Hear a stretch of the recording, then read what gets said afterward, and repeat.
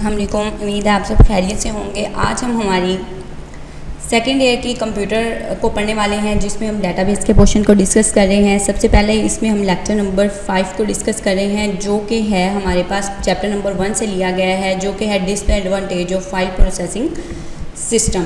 इस लेक्चर को पढ़ने से पहले हम पढ़ लेते हैं कि फ़ाइल प्रोसेसिंग सिस्टम क्या होता है। फ़ाइल प्रोसेसिंग सिस्टम आप कहते हो आप कलेक्शन ऑफ प्रोग्राम और data that are store in a hard disk. मतलब आपका कोई भी डाटा या फाइल्स या प्रोग्राम या कोई भी चीज़ जो है आप उसको फाइल प्रोसेसिंग सिस्टम में स्टोर करते हैं और वो आपकी हार्ड डिस्क पर परमानेंट स्टोर होती है। रिडंडेंसी हम इसमें पढ़ने वाले हैं, जो कि हमारा पहला डिसएडवांटेज है। रिडंडेंसी का मतलब होता है डुप्लीकेशन ऑफ डाटा। मतलब सेम किसी स्टूडेंट का सेम डाटा मुख्तलिफ फाइल्स में पड़ा है, उसको आप डाटा रिडंडेंसी कहते हो। क्योंकि डाटा रिडंडेंसी मुख्तलिफ फाइल्स को स्टोर करती हैं, जिसकी वजह से आपको हायर स्टोरेज भी चाहिए। एग्जाम्पल से रिडंडेंसी को समझ लेते हैं। एग्जाम्पल में है कि कॉलेज है, उसके पास एक फ़ाइल स्टूडेंट की है, एक फ़ाइल उसके पास लाइब्रेरी सिस्टम की है। तो ये दो फाइल्स हैं। स्टूडेंट के अंदर वो स्टूडेंट का नाम, रोल नंबर, एड्रेस या टेलीफोन नंबर वगैरह जैसी डिटेल को रख रहा है, और लाइब्रेरी फाइल्स में क्या है, ये तमाम डिटेल्स के साथ वो ये भी डिटेल रखेगा कि किस स्टूडेंट ने कौन सी बुक को इशू करवाया और बुक की डिटेल क्या थी। ये था डाटा रिडंडेंसी। है डाटा इनकंसिस्टेंसी। इसका मतलब होता है कि एक फाइल में डाटा को तब्दील कर देना और दूसरी फाइल में डाटा तब्दील ना हो, या यूँ भी आप कह सकते हो कि एक स्टूडेंट का मुख्तलिफ डाटा दो मुख्तलिफ फाइल्स में स्टोर पड़ा है, उसको भी आप इनकंसिस्टेंसी कहते हो। इनकंसिस्टेंसी मतलब जब भी आपके पास कोई ऐसी सिचुएशन आती है जिसमें एक ही पर्सन का डाटा दो मुख्तलिफ फाइल्स में स्टोर हो जाए, तो उस सिचुएशन को आप इनकंसिस्टेंसी कहते हैं। वो inconsistent situation file processing system में बनती कहते हैं, वो हम देख लेते हैं।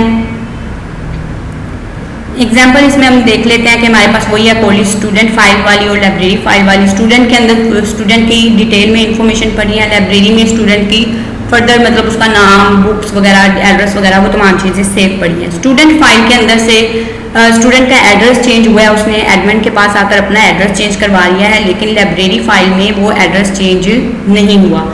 तो इसमें क्या हुआ कि एक ही बंदा है, उसकी दो फाइल्स बनी हुई हैं और दोनों में डाटा अलग अलग है। मतलब एक जगह पे डाटा चेंज हुआ है, दूसरी फाइल में जाकर डाटा चेंज नहीं हुआ।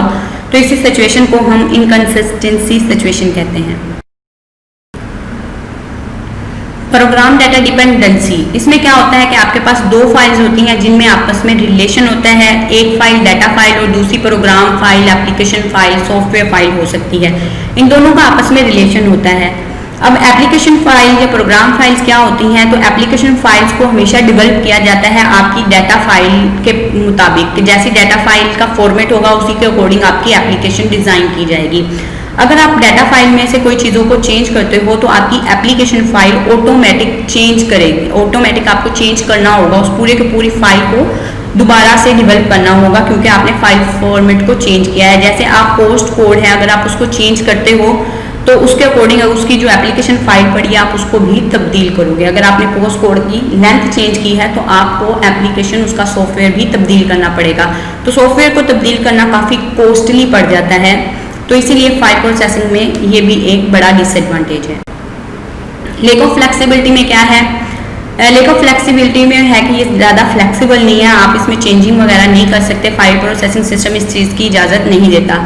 अगर आप ऐसा करते हो तो इसके लिए आपको बहुत ज़्यादा टाइम लग जाता है डाटा को कलेक्ट करने पे, फिर उसी डाटा के अकॉर्डिंग, उसी डाटा के फॉर्मेट के मुताबिक प्रोग्राम लिखने में और फिर उसके मुताबिक इन्फॉर्मेशन को शो करवाने में। तो ये एक प्रॉब्लम हो जाती है आपके पास फ्लेक्सिबिलिटी की, कि आप डायरेक्ट डाटा को एंटर नहीं कर सकते।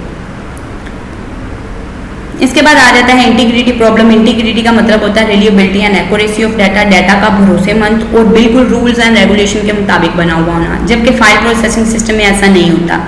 तो फाइल प्रोसेसिंग सिस्टम जो होता है, जोन से रूल्स उस आपके डाटा पर लगे होंगे उसी के मुताबिक वो डाटा को स्टोर करवाएगा। अगर आप डाटा के उस फॉर्मेट को तब्दील करोगे तो आपको मुश्किल दरकार होंगी या आपके रूल्स जो होंगे वो ख़राब हो जाएंगे।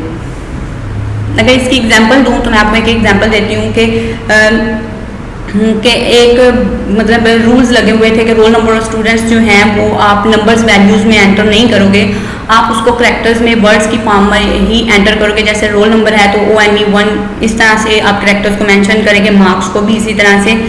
तो अगर आप उसमें नंबर वैल्यूज का एंटर करोगे तो आपका फाइल प्रोसेसिंग सिस्टम उसे एक्सेप्ट नहीं करेगा। ये सबसे बड़ी प्रॉब्लम थी।